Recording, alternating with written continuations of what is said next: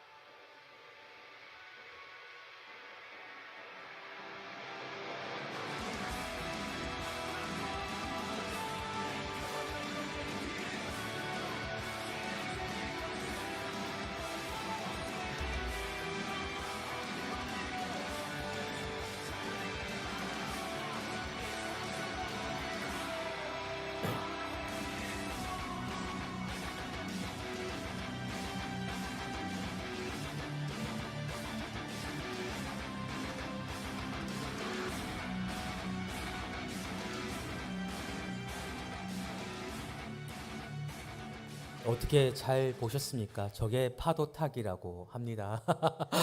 예. 어때요? 좀 날이 좀 더운 것 같은데 오늘 시원들 하십니까? 잠도 좀 깨시나요? 그런데 교회 여러분, 이 파도 타기 있잖아요. 이 파도 타기에 영적인 법칙이 있다고 하시면 믿으십니까?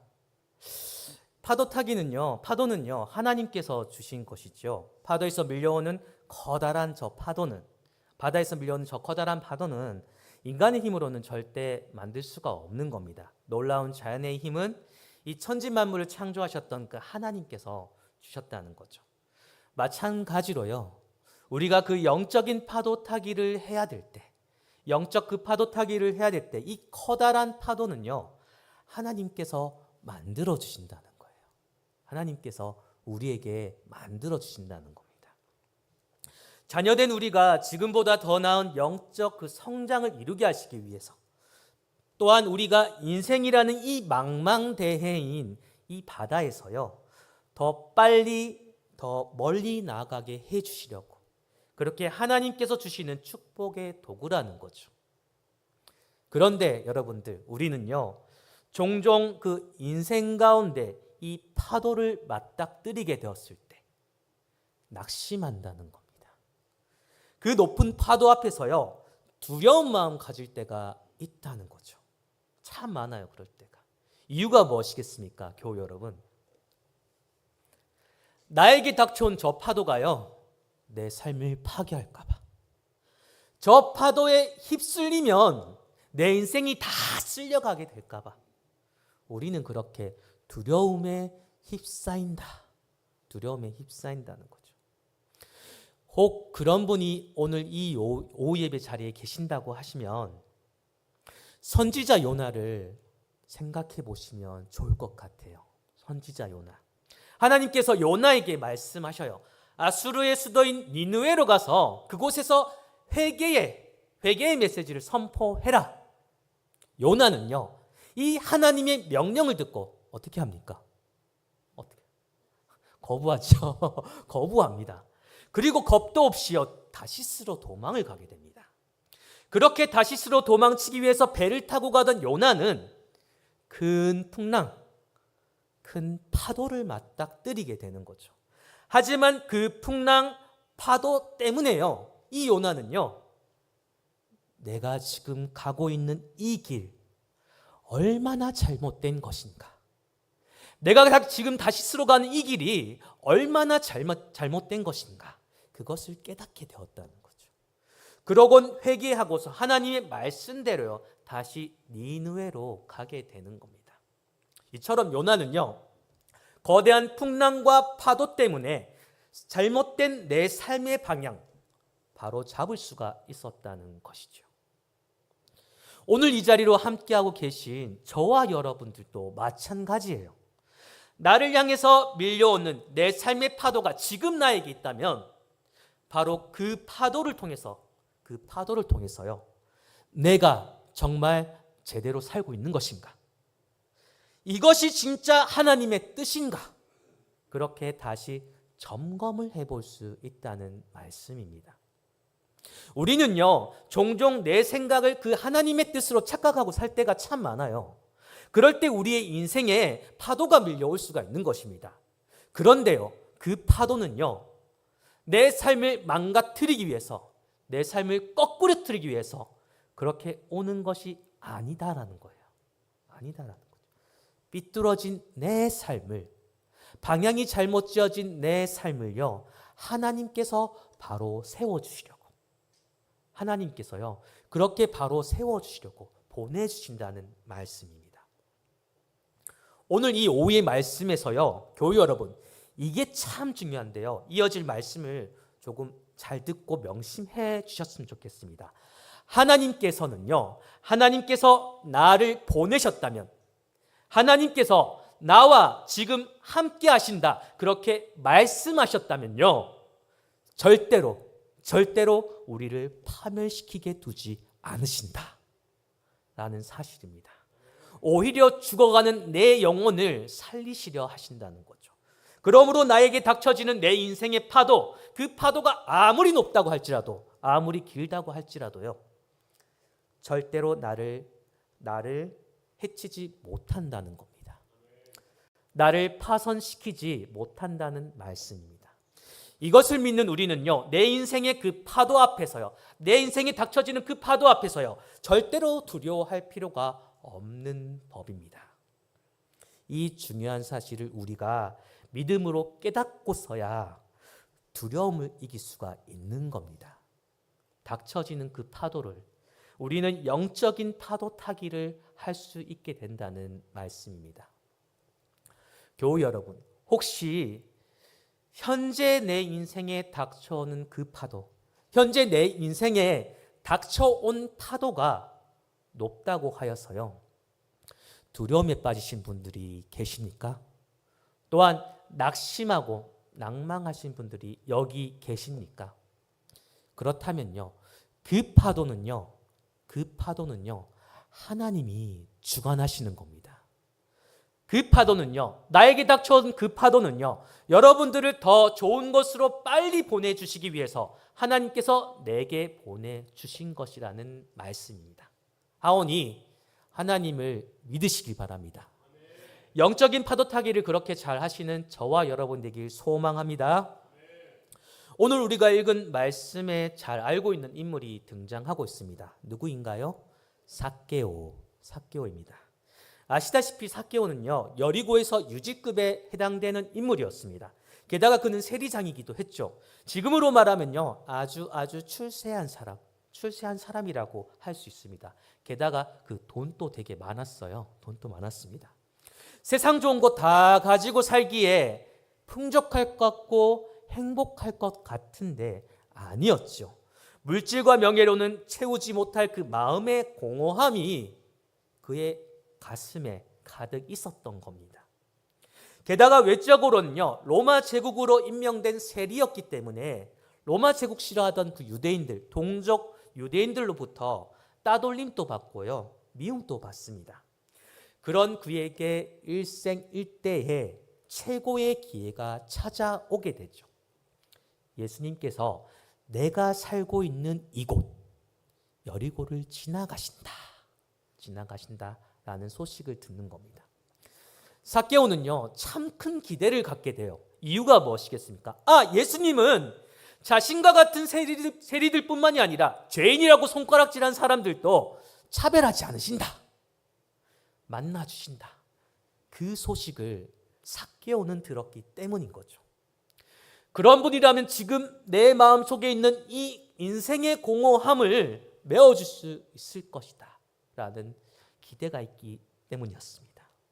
그래서 그는 어떻게 해서든지 그 예수님을 만나보고 싶었던 거예요. 예수님이 지나가는 시간에 맞춰 그래서 거리에 나가게 되죠. 그런데 그는 예수님의 얼굴 보지 못하죠. 이유가 무엇입니까? 거리에는 이미 수많은 사람들이 나와 있었고 더구나 자신은 신체적으로 키가 너무 작았기에 예수님의 그 얼굴조차 볼 수 없었던 겁니다. 그러나 그는 그 때를 놓지 않았습니다. 포기하지 않았던 거예요. 그래서 그는 국리 끝에 목나무 위에 올라가서 주님의 얼굴을 보게 되고 결국에는 주님을 자신의 집으로 모시는 영광까지 누리게 되더라는 거죠. 교우 여러분, 영적인 파도 타기를 준비하는 사람은요, 이 삭개오처럼 포기하지 않고 하나님의 타이밍, 그 때를 맞출 줄 알아야 된다는 말씀입니다. 그래서 하나님께서 은혜의 파도로 나를 밀어주실 그 때에 기회를 놓치지 않고 내가 은혜의 파도 타기를 해야 하는 거예요. 하나님께서 우리에게 승리를 주시기 위해서 파도를 밀어주실 그 때에 적절하게 타이밍을 맞춰서 승리의 파도 타기를 할 수 있어야 한다는 것입니다. 칭찬은 고래도 춤추게 한다. 는 책이 있죠. 켄 블랜차드라는 분이 쓰신 책인데 그분이 또 하나의 책을 썼다고 합니다. 진실한 사과는 우리를 춤추게 한다. 이 저자는요, 그 책에서 내가 잘못을 했음에 알면서도 사과를 잘 못하는 이유를 말합니다. 그것은 사과를 할 적절할 때, 내가 사과를 해야 될 적절할 때에 우리가 바로 그때를 놓치기 때문이라고 얘기를 하고 있죠. 예를 들어볼까요? 내 소중한 누군가에게 말실수를 했다고 생각을 해봅시다. 또한 하지 않아도 될 괜한 말을 해가지고요, 그 마음을 상하게 했다고 생각해 봅시다. 그래서 그 친구에게, 그 사람에게, 그 소중한 사람에게 내 미안한 마음 가지고서 사과하고 싶은데 사과할 타이밍 놓쳐버리면요, 기회를 잃고 마는 겁니다. 나중에 돼서요, 사과하려고 하면은 쉽지 않아요. 무슨 말일까요? 뭘 하든지 무슨 일을 하든지 타이밍이 참 중요하다는 거죠. 교우 여러분, TV에서 사자가 먹이를 사냥하는 장면 보신 적 있으시죠? 아무리 날쌔고 무서운 사자라고 할지라도요, 무턱대고 그렇게 먹잇감을 달려가서 잡는 것이 아닙니다. 풀 속에 몸을 웅크리고 숨어 있다가요. 먹잇감이 적당한 거리에 이르렀을 때 후다닥 달려가서 그렇게 먹잇감을 포획을 하죠. 그런데 재밌는 게 있어요, 교회 여러분. TV로 보면 우리가 봤을 때 사자들이 매번 사냥에 성공하는 것 같잖아요. 근데 사실은 그게 아니래요. 사자 한 마리가 사냥에 나섰을 때 20번에 고작 한 번, 20번에 고작 한 번 성공한다고 합니다. 그리고 사자들 무리들이 사냥을 나갔을 때요, 6번에 한 번, 6번에 한 번 성공한다고 합니다. 그러니까 타이밍 잘 맞춰도요, 성공하기가 쉽지 않다는 말입니다. 어쩌면요, 우리도 하나님께서 수없이 이렇게 많은 기회를 주셨는데 마치 이 사자처럼요, 소중한 기회 놓쳐버린 적 많았을지도 모르겠습니다. 왜 그럴까요? 내가 타이밍을 잘 못 맞추기 때문에, 그 때를 못 맞추기 때문이라는 거죠.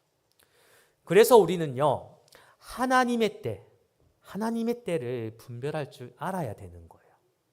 지금이 어떤 때인가? 내가 살아내고 있는 오늘 이 현실의 지금의 이 때가 어떤 때인가? 하나님과 함께하는 때인가? 이것을 잘 알아내야 된다는 겁니다. 교회 여러분, 여러분들의 삶 가운데 지금은 어떤 때이십니까? 고린도후서 6장 2절에서요, 지금이 어떤 때인가 너무 명료하게 얘기해주고 있습니다. 함께 보도록 하겠습니다. 함께 읽겠습니다. 이르시되 너에게 듣고 구원의 날에 너를 도왔다 하셨으니 보라 지금은 은혜 받을 만한 때요 보라 지금은 구원의 날이로다. 아멘. 말씀에서 전하고 있습니다. 지금이 어떤 때라고 얘기를 하고 있습니까? 은혜 받을 때, 구원의 날, 은혜 받을 때 구원의 날이라고 말씀하고 있습니다.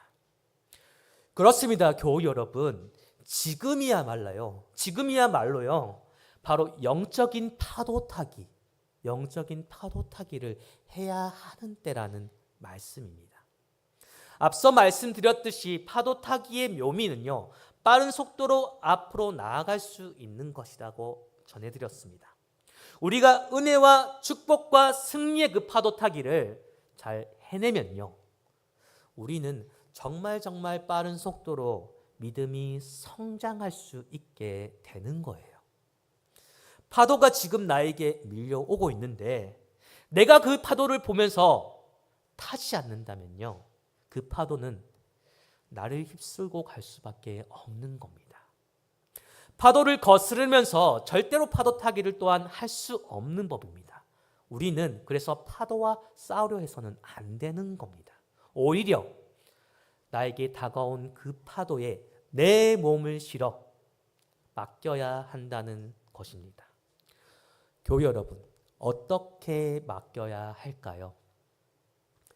내가 가진 힘, 내 정욕, 내 욕망, 그 내가 가진 힘을 최대한 줄이고 그 파도가 밀어주는, 그러니까 하나님께서 밀어주는 그 힘과 흐름을 내가 순응하며 따라가는 것. 그러므로요, 여러분들의 삶 가운데 고난이 밀려온다고 해서 그것을 피하려 하거나 거부해서는 안 되는 겁니다. 그 고난의 파도는요, 그 고난의 파도도 하나님이 주관하시기 때문이라는 거죠. 그래서 고난의 파도가 밀어주는 방향으로 우리는 최대한 나의 몸을 낮추어서 파도 타기 해야 하는 거죠. 아시다시피 교회 여러분, 그 사도 바울은 육체의 가시라는 고통이 있었죠. 그 육체의 가시는요, 한순간 그 바울을 괴롭힌 것이 아니었어요. 아주 평생 동안 그 바울을 따라다니면서 늘상 괴롭혀 왔었어요. 처음에 사도 바울은요, 이 가시가 자신에게 찾아온 파도임을 몰랐어요. 그래서 하나님께, 하나님, 이 가시, 이 고통 제발 없애주세요, 간절히 기도하지요. 하지만 하나님께서는 어찌하십니까? 육체의 가시 없애주지 않으셨어요. 그렇게 바울이 가시의 고통을 평생 느끼게 내버려 두셨다는 겁니다. 그런데요, 교회 여러분, 사도 바울은 이 육체의 가시를 통해서요, 이 육체의 가시를 통해서 자신의 능력, 자신의 지혜를 의지하는 것이 아니라 그리스도의 능력을 의지하게 되었다라는 말씀입니다. 그리스도의 능력이 내 안에 충만해졌다는 말입니다. 바로 자신을 괴롭혀 오던 그 육체의 가시를 통해서 말입니다. 즉 바울은 육체의 가시라는 그 고통의 파도, 그 파도에 자신을 맡기게 되었던 거죠. 그래서 더 이상 그것을 없애달라고 하나님께 구하지 않았던 거예요. 오히려 그것 때문에 자신이 온전한 삶으로 나아갈 수 있음을 깨닫게 되었다라는 겁니다. 그리고 그 고통의 파도를 통해서 그리스도의 능력으로 충만한 삶을 살 수 있었다는 말씀입니다. 아오니 성은 교우 여러분들, 이제요 우리가 영적인 파도 타기 선수가 되보길 소망합니다. 그래서 주님께서 허락하신 내 인생요, 내 남겨진 인생 한번 멋지게 살아보길 소망합니다. 그리하여서 주어지는 모든 고난과 문제의 파도 속에서요 기쁨을 잃지 않고 결국에는 승리할 수 있는 복된 생애가 바로 저와 여러분들의 삶이 되길 간절히 기원합니다. 우리 오늘 말씀을 기억하면서 함께 묵상하며 나가기 소망합니다.